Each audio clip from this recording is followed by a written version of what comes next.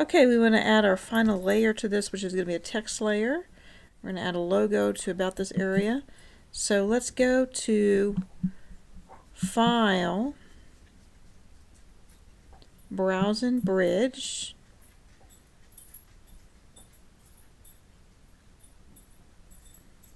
Okay. See that there should be a logo there. Let's get geothermal, Yellowstone National Park ISU Summer Trip 2016. Alright, so I'm going to double click on that. We're going to cancel out of that Creative Cloud Libraries screen. Okay, and this has already been grouped together as a smart object. So I'm going to grab it, go up to the tab from my original project, come down here, push Shift, and release it. Okay, so there is my logo. Right, you're going to see different smart guides. You see those purplish lines coming up that are telling you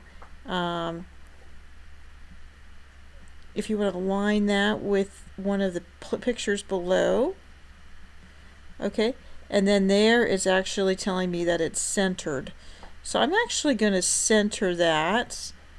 If I wanted to center it directly in the middle, it's going to have both of those guides come up, but I'm going to probably center it at about right here.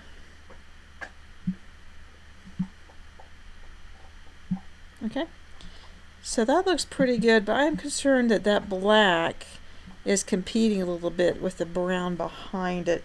So let's actually scale back or screen back the opacity of that image, the walkway image. Alright, and there's a few ways to do this. First of all, of course, we need to click on the Steamy Boardwalk image.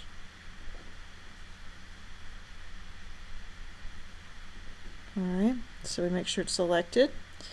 And we could just come over to here and we can actually change the opacity of that. These scrubby sliders will appear if you hover over the word opacity. So we could do that way. You can actually click and enter in a numeric entry there, or you can even grab the slider here. One of the things you're noticing is that the transparency checkerboard makes it somewhat hard to tell what it would look like, say, if we were going to print this on a white sheet of paper. So we can change that by coming up to Photoshop Preferences, Transparency and Gamut. So Photoshop menu, Preferences, Transparency and Gamut. And then we can switch the grid size to none. Okay, then this would look like, this shows what it would look like should this be printed on a white sheet of paper. Another way you can change the opacity, because we do have this Move tool selected, you can just tap the 5 key on your keyboard or the 9 key. This is giving me 90%, 5 would give me 50%. If I want to be even more specific, 55 would be 50. If you have to type it fast though, 55%. If you type 0, it actually goes to 100%. But if you type 00, it'll go to none, or to full transparency. Okay, so I'm going to type in 7.5, and you see that's kind of a nice level of transparency there. Bear in mind, if you start doing that, but you do not have Move tool selected, instead, let's say you have a Brush tool selected, that's going to be a problem, because it's actually going to come up here and work with the opacity up there. So don't do that. If you're trying to do opacity, you need to make sure to be in the Move tool.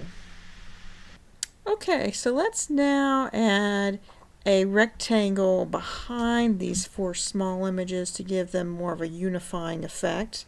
So what you're going to do is you're going to select the rectangle tool. By the way, if you're still on it from a previous tutorial we did on the custom shape tool, you can just hold that down, that button. you'll see the other options.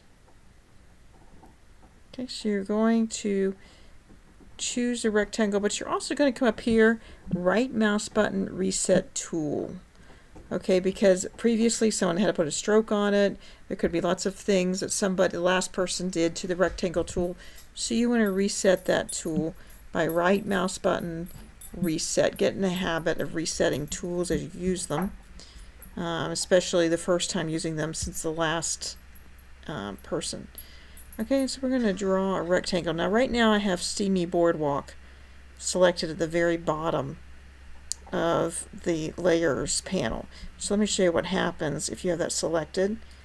Just grab from one corner, click and drag, creating a rectangle of about evened out proportions. Okay, so it went underneath.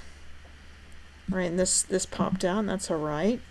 But if you say you had the top one selected and you dragged out a rectangle, notice what happens. It blocked it out. Okay, because it put the rectangle directly above. It formed a new layer directly above the one that was selected. So that's not that big of a problem because you can just drag it to the bottom. Okay, I'm gonna collapse that properties panel that popped out.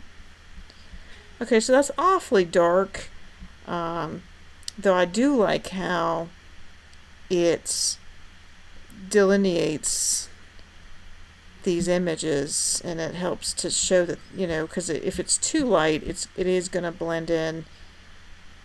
These shadowy areas, the steamy areas are going to blend in. But let's first see what I mean by going over to the opacity here, as long as the rectangle is selected. I'm going to bring that back.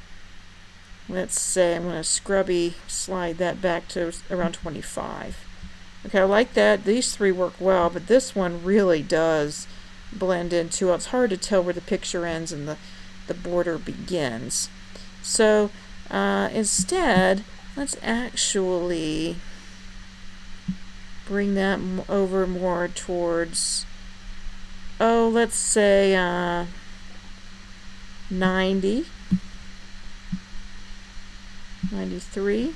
I'm going to make a new rectangle, and I'm going to make it really tight around the 4 images there, and that's going to help frame those images. Okay, so I am going to leave that as black.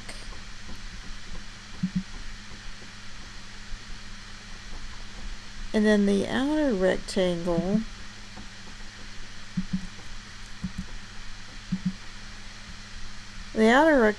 I'm going to bring that opacity down now to closer to around 30.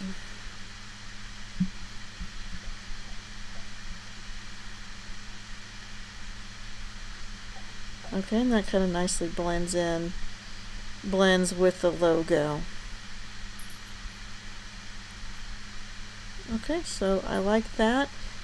Now let's say that you see this layer panel and you think, wow, that's really cluttered. Well, you can group these and put them in folders. Alright, so let's say we want to grab Midway Bridge, hold down Command, Sapphire, I'm holding down Command, Liberty Cap, and Tourist Selfie. You can come up here to Layer, and you can group the layers, or Command G, and it's going to group those into a folder.